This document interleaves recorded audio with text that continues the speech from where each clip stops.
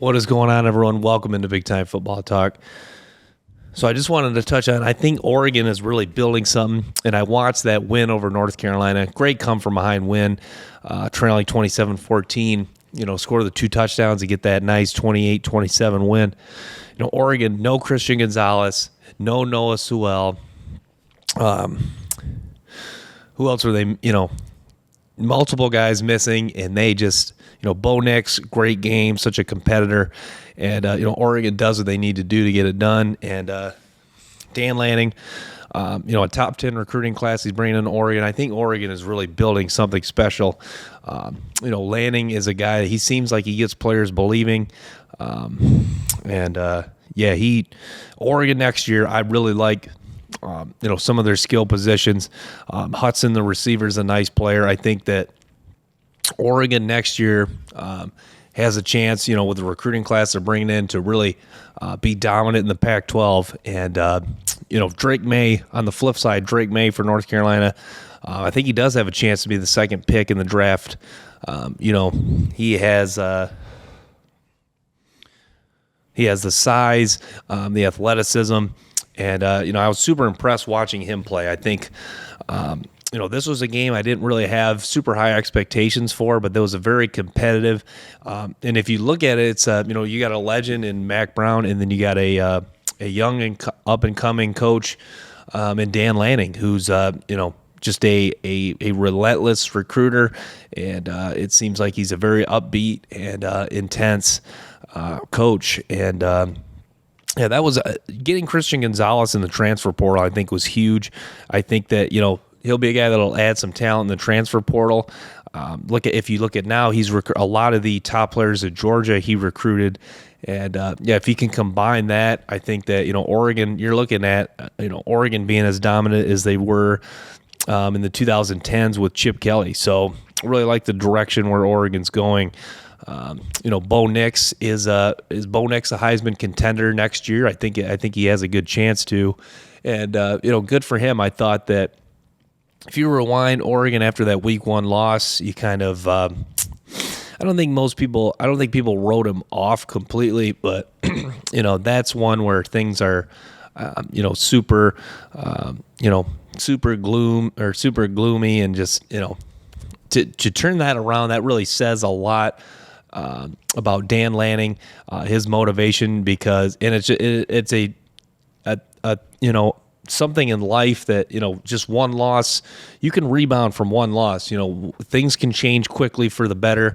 Obviously, things can change for the worse, but credit Oregon. This is a nice building block season in year 1 for Dan Lanning, going 10-3, being very competitive in a Pac-12. It's going to be tough next year. There's going to be some good quarterbacks. Uiagalelei now at Oregon State, Bo Nix at Oregon. Penix will return to Washington. So a lot of good quarterbacks in this Pac-12. And, I've been a guy that has stood up for the Pac-12 for a while now. I think this is a good football conference. Not as good as the SEC in the Big Ten, but, the SEC and Big Ten kind of have been considered the best two for a while now. I mean, you obviously have Clemson shining in the ACC, and for, Oklahoma, with the exception of this year, has kind of been the standard for the Big 12. But, yeah, you got to like the direction of the Oregon football program. So, yeah, I just wanted to touch on that. And the other thing, so I'll get to this. Spencer Rattler with a good game last night for South Carolina. I think, Rattler was a guy that's got all the tools. Simply put, I mean, you see, what's interesting is Rattler could go from the projected number one pick last year in the 2020 or prior to the 2022 season, and then if he has I'm not sure if he's going to come back. Maybe he does declare. We'll see what he does, but he could become, work his way back to the number one pick in 2024. I think that's an interesting storyline. I think that would be a storyline that people would eat up and talk about repeatedly. But good for him, and a pretty nice season from Rattler. And kind of like Oregon football, he really turned around his season. It started out pretty rough. And you were kind of thinking, myself included, you're kind of thinking like, here we go again. Maybe Rattler's just kind of gonna fall off, even though he kind of had new life in a way. But no, goes on to have a nice season. And I think what he's done a good job of, and he is just his hit checkdowns and has taken the small wins, and it's kind of snowballed his success. Because I think, I compared him and Ewers are similar. They have all the ability, but I don't think that they, you can't always make the home run, the big play, 15, 20-plus yard throw. Sometimes you have to just kind of hit the checkdowns, get into a flow, build some confidence with the small, take the small wins and build off those. And I think that I saw that's what Rattler did in that Clemson game, that, sometimes, hitting the checkdown, they're checkdowns for a reason, but hitting the checkdowns, sometimes you'll hit one and it'll go for a big play, and that'll just, bolster confidence not only for you as a team, and then it puts pressure on the defense. So, and then yesterday against Notre Dame, even though they lost, that 42-yard throw he made where he stepped up in the pocket, that's just an example of what Rattler can do. Obviously, he still has some plays where he just throws into double coverage, and it's just, it's not a good decision. But I mean, the upside of Rattler is tremendous, and I know as a high school, as a scout, and talking to, listening to other scouts and reading scouting reports, you sound like a sucker at times when you just get enamored by the ability, but that is scouting to me, is what a guy can do. That has kind of been like the aha moment as a scout. So what can the guy do? Obviously, NFL teams are going to need to do their homework on his football, like his intelligence, for reading defenses and stuff like that. But, as far as what the guy can do, he has, a lot of the abilities you're looking for in a quarterback, and it's a tight release. It's a quick release, fluid release, tight spiral. So, Spencer Rattler is, he's a guy that, say next year he has just an average to above average season, and it's nothing elite where he's in the discussion number. There's going to be some NFL team is going to take a flyer on him. I guarantee it. He'll be drafted somewhere. Maybe it's 5th round, maybe it's 4th round, 6th, 7th round. Some team will take a shot on him. With that ability, there's going to be one scout, one organization that is going to take that risk. And but yeah, so yeah, I just wanted to touch on that with Rattler.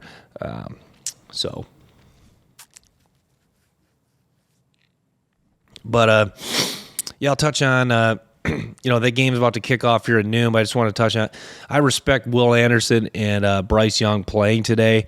I think in a way this could be a good thing for them, because it's one last shot to kind of put a bow on their season and their career, and especially for Will Anderson, because Will Anderson, if you rewind to 2020, he was a starter on the Alabama defense that, I don't know. Okay, I don't know if he was exactly the starter, but he played a lot as a true freshman on the 2020 national title team, and was able to make a statement a couple times in primetime. The semifinal win against Notre Dame and in the national title, and then last year the monster season with 30+ tackles for loss. Now today at noon in the Sugar Bowl, New Year's Eve, where a ton of people will be watching him, has a chance to make another, final encore, final statement, whatever term you want to make today. So that's what I'm looking forward to with Will Anderson. So yeah, this is a guy that, was once considered prior to this year, the number 1 overall pick in the draft, and a chance to, make a I think it looks like Bryce Young, Jalen Carter are going to be the guys that are going to be the betting favorites for 1 and 2. But, is Will Anderson maybe that third guy? A lot of mock drafts have him kind of slip into like the 4th, 5th spot. I know it's very early for mock drafts, but, Anderson, Carter, they're going to be the 2 names for the top, it's the top of the draft board. And,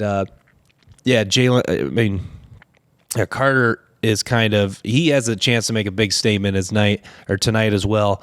But we'll see what Will Anderson can do. And what I love about I'll touch on Bama, Kansas State, even though it's about to kick off. It's about a little after 11 a.m. Eastern time here, so the game kicks off in less than an hour. But I just wanted to touch on, Kansas State. I have so much respect for the toughness and the ability they have at the line of scrimmage. I think this is going to be a tougher game for Alabama than most people think. Last time I checked, it was Kansas State was 6.5 point favorites. I think that it could be. I think Kansas State could easily cover and or win this game. So yeah, it looks like Deuce Vaughn. Another, if you're talking about statements for the NFL draft, I guess we'll continue that theme. Deuce Vaughn is another guy because, Deuce Vaughn has had some nice games, played very well in the TCU Big 12 championship. But, like I touched on again, it's New Year's Day. It's noon Eastern. A lot of people have plans tonight. Deuce Vaughn with a big opportunity to show America, why he is a top 5 running back and why he could potentially be maybe he doesn't go. Very unlikely he'll go first round, but maybe he is a third, fourth, maybe late second round running back today. I mean, very not the biggest guy, 5'6", but I mean he is shifty and he competes and he can catch the football. His dad is an area scout for the Dallas Cowboys, so very exciting to see what Deuce Vaughn does versus the Alabama defense. And very fun watch to see Kansas State, how they match up at the line of scrimmage, both offensively and defensively. So this should be a fun one. Alabama, Kansas State in the Sugar Bowl about to kick off at noon Eastern time. Just wanted to touch on some of the guys, potential NFL draft guys in this game for Alabama and Kansas State. So I'll preview the Rose Bowl a little more. I did predict it, but I did pick Penn State to win. But I think Utah, no Dalton Kincaid. Cameron Rising has been a very good quarterback for Utah, and Penn State. They credit them because even though they've lost to Ohio State and Michigan fairly handily, 2 teams in the playoff, they've really taken care of business against essentially every other team that they were favored against. So you got to respect a season like that from Penn State, where you pretty much beat everyone you were supposed to beat. This reminds me of Arkansas back in 2011. Arkansas, if you remember, beat everyone who they're supposed to be. Their 2 losses were to LSU and Alabama, the 2 teams in the national title. So it's one of those things where, I mean, if you're going to lose, you might as well just lose to the very best teams. And I think there's something. I guess my point is there's something to be said about a team that just beats who they're supposed to beat. I think it's a very nice season for Penn State, and I think that a lot of the talk about James Franklin firing, I think that he kind of salvaged that a little bit by beating who he's supposed to beat. Does he need to do better in big games? Yes. But tip of the hat for Penn State finishing strong, and I think they got a chance to make a statement in the Rose Bowl, and I think they do get a nice Rose Bowl win against a very tough Utah team. And if you're James Franklin, you know that people are really questioning your ability in big games. Are you falling farther and farther behind from Ohio State and Michigan? And if you go out and you get a win against Utah in the Rose Bowl, who Utah, like my dad and I touched on, it's not a football team that you want to play because they're very physical in the line of scrimmage. And like I touched on, Cameron Rising is a guy it's going to compete. He's tough as heck. And you get a win like this, like Ohio State had over Utah. You get a win like this, and you kind of can just put a nice bow. I'll use the bow analogy. And you put a nice bow on this season and say, hey, we're going into next year. We lost to 2 very good teams, but we beat who we were supposed to beat. We're bringing in some top 15 recruiting classes. And, you look ahead to next year with your head held fairly high. And, so Rose Bowl should be exciting. I'm not sure what the line is, but, the Rose Bowl is still a fun game. I wish Dalton Kincaid was playing. He's my top 5 tight ends. I got to reevaluate some of the NFL draft prospects, but Kincaid, good football player, and I wish he was playing. But if you're Utah, you still have a lot of talent, and you still have a good chance against Penn State. So just wanted to touch on that game.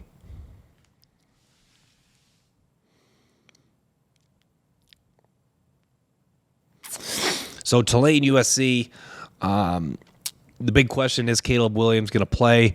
I think it's a big if. He was really banged up in the Utah game, but I think like for Penn State, or Utah is similar, or USC, is similar to Penn State, that you had a really good year.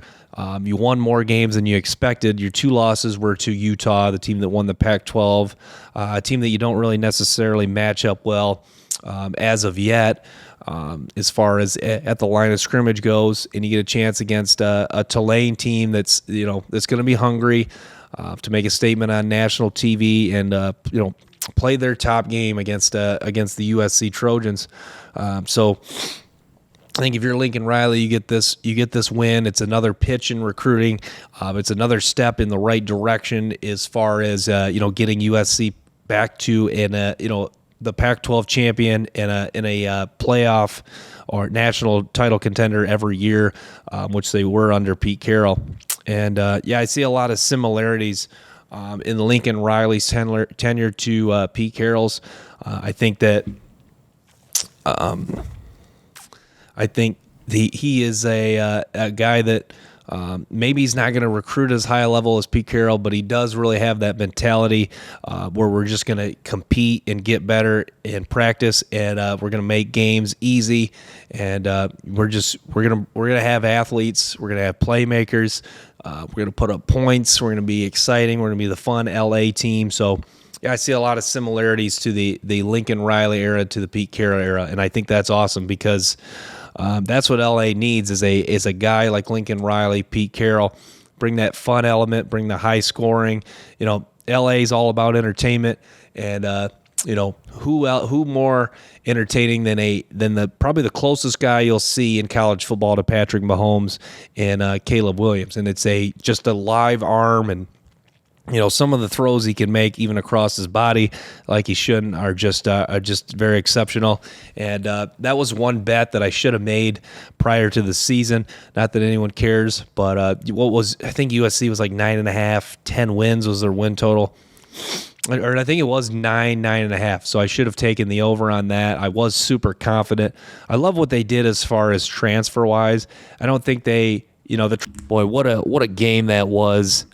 Georgia, Ohio State. We'll get to that, but so I first wanted to touch on Bama rolling Kansas State, and the good news is for Bama, Jermaine Burton played a really good game. He was a guy that I thought was going to be maybe a top 2-3 wide receiver in this NFL draft, and was very disappointing this year, but had a really nice game against Kansas State. So if he chooses to declare, I think he'll shoot up draft boards, but.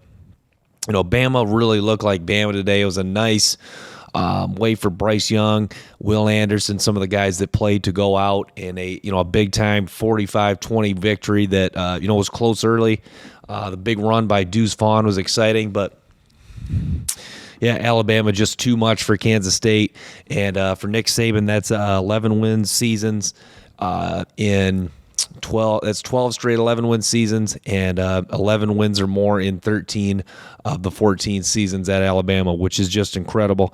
And Bama just keeps on trucking, keeps on winning, gets a nice Sugar Bowl win. It's always a question whether Alabama is truly locked in when they don't make the playoffs, but they did look locked in and ready to play. And boy, they were flying around and hitting. And Brian Branch, the safety, made a lot of plays. You got to believe he could be a first-round pick. If not, he's an early day 2 pick, second round, most likely. He had a very nice game. And Alabama 45-20 victory over Kansas State. So the next game, the Fiesta Bowl, Michigan really played poorly in this game. It was one of those games where everything that needed to happen for TCU pretty much happened.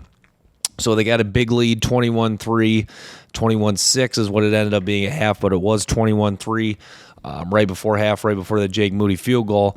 And you had the pick six in the first half. You had a pick six in the second half. So the path for TCU to win this game was evident. A lead at halftime, which they had to have. Turnover, Michigan turnovers, limiting the Michigan run game with the exception of the Donovan Edwards run. It was either the first play or the second play of the first half. So everything going right for TCU, and Michigan falling behind, and then they just started to exchange points, which is something you can't do when you fall behind. You can't just keep exchanging touchdowns. But McCarthy did some nice things. The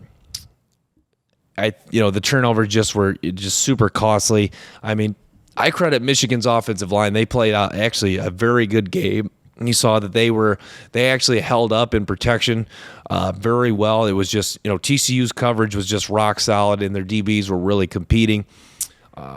Quentin Johnston, that huge 76-yard reception late was critical for TCU. I thought they were going to go for it on that fourth. Was it a 4th and 1 late in the game? They ended up calling a timeout and just punting it. But Michigan fumbles that snap on 4th down that eventually ended up costing them the game. And credit TCU. D. Winters, the linebacker, was all over the place. He had the second pick six for TCU, and he was just making plays. And that's another thing another box you would have to check for TCU to win this game, was their linebackers just flying around and making plays. That was another thing that needed to happen in this game. And D. Winters certainly came away. I thought their defensive line played pretty well. I thought they were a lot quicker off the ball. And there was multiple negative plays, multiple just, plays where it was just less than 2 yards gain for Donovan Edwards. That was another key.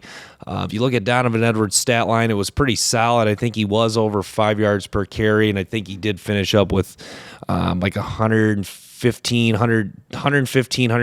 to 120 yards, somewhere in there. But a lot of it came on that big play early, and TCU kind of hunkered down after that. So, yeah, TCU doing the things that they needed to do to get the victory in this game.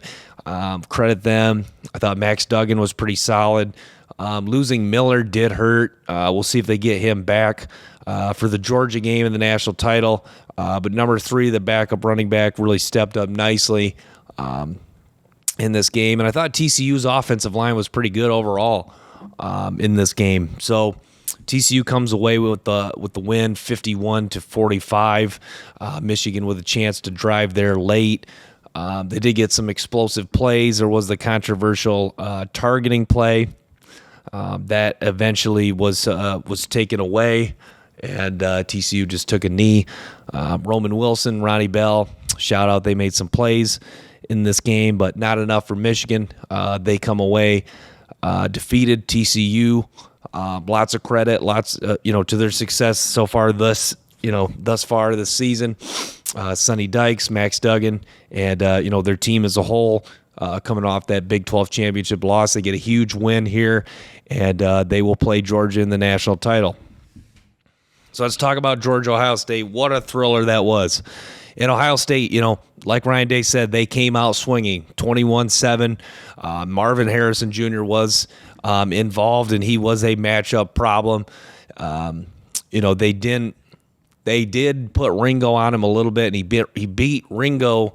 The one play in the end zone that he dropped, it wasn't a great throw, but Stroud. Credit the Ohio State's offensive line was giving Stroud a lot of clean pockets, and Stroud was sharp from the beginning, and he was sharp throughout the game. And, this had the feel like Ohio State was just going to win this game. But Georgia with the late surge there at the end, and, Stetson Bennett, credit him. And, they ended up kicking that field goal later in that game, ended up being huge. And, it was A.D. Mitchell. like most people thought, the X factor in this game. He made plays early, and then he had that touchdown late. Brock Bowers had that huge first down that helped sustain that drive. And Georgia just looking their resiliency was looking. They looked very much so like the reigning national title or reigning national champions who are hungry to repeat, and they're going to get that opportunity to do so Monday. And Stetson Bennett, what a great story! Former mailman, walk on. Stint in junior college, just a incredible effort and a will to, lead Georgia to, a chance at multiple national champions and maybe be the best quarterback in Georgia history as far as accomplishments go. So credit Georgia, credit Stetson Bennett, credit Kirby Smart. That timeout was critical on that punt play. Ohio State would have gotten that first down and that fake punt. But, Georgia, credit them late. Ohio State, I said on that drive, Ohio State should have just been playing for a touchdown. They got to on that run by C.J. Stroud, they got in field goal range. And then, Georgia really hunkered down. They ended up losing a yard and pushed the field goal back to, what was it, like 49, 50 yards. But I think initially Stroud got him where it would have been like a 48, 49-yard field goal. But credit Georgia. Ringo had a pass breakup, and they blitzed. Who was it? The linebackers, Munden and Dumas Johnson, were getting pressure on him, and they did a nice job. Georgia was getting banged up all night, and the loss of Darnell Washington in that game was pretty big. Likewise for Ohio State, losing Cade Stover and Marvin Harrison was big, but Georgia gets it done. 42-41, and they will play TCU January 9th for the national title. It looks like Georgia will be double-digit point favorites in that game. That should be interesting. We'll see if TCU can build off of that win against Michigan, and we'll see if they can shock another team and get a win against Georgia. And we'll see if Georgia can repeat as national champions in now 2022, 2023. But it's kind of fitting that game ended right at midnight, and Georgia comes out with a victory in the Sugar Bowl, TCU with a victory in the Fiesta Bowl, and Alabama coming out victorious today in the Sugar Bowl. So, that's all I wanted to touch on. I was just so happy that Ohio State, Georgia was a thriller. Michigan, TCU was a good game, but being a Michigan fan, it's a little depressing that they didn't come out with a W in that one. But Michigan returns a lot of guys, so the future does look pretty bright as far as next year is concerned. So we'll see. And then with Alabama, it'll be interesting who comes back. Bryce Young gone, played his last game, but Brian Branch, a guy that could come back. Jordan Battle, I think, is a guy that has some eligibility. So Alabama could return some guys. You saw Isaiah Bond and some of their young players step up in the game and make some plays. So we'll see. A lot of these teams will be right in the discussion as far as national title is concerned next year, along with USC should be in the mix, maybe Clemson. So we'll wrap with that. Thanks so much for tuning in this episode of Big Time Football Talk. Make sure to stay tuned for more episodes and clips from the show. Till next time, peace.